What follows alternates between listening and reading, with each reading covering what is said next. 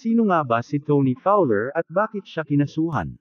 Sa videong ito tara ating alamin sa Sikat Celeb Spotlight ang mainit na kaganapan tungkol sa isang sikat na internet celebrity, walang iba kundi si Tony Fowler.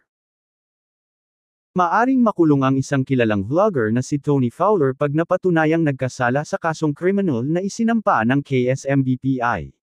Nagsampa ng mga kasong kriminal ang kapisanan ng social media broadcaster ng Pilipinas Inc.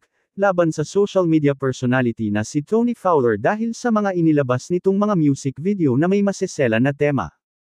Ayon sa isang post ng official Facebook page ng samahan, KSMBPI President Attorney Leo Olarte, MD and KSMBPI lawyer Attorney Mark Tolentino files criminal case versus Tony Fowler on behalf of kapisanan ng social broadcasters ng Pilipinas Inc. KSMBPI at the Pasay City Prosecutor's Office thus morning September 27, 2023. Kinasuhan ng KSMBPI si Tony Fowler dahil sa mga music videos nito na nagpapakita sa maseselan na parte ng mga kalalakihan at kababaihan na hindi umano angkop na ibinabahagi sa social media platforms.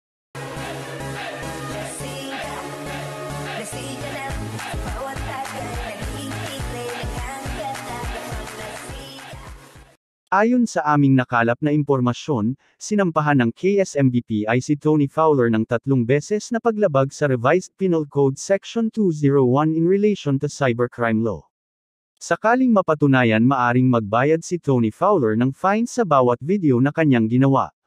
Bawat video ay may multang 6,000 piso hanggang 12,000 piso at parusang pagkakakulong ng hanggang 20 taon.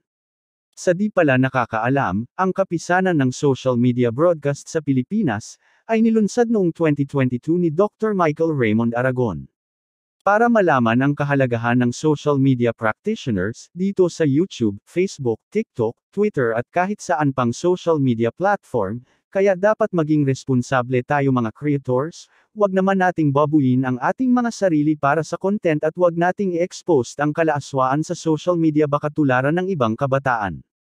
Naway maging aral ito sa lahat ng content creators, maraming salamat po sa panunood. Huwag kalimutang mag-subscribe at shout out sa mga bisda. God bless.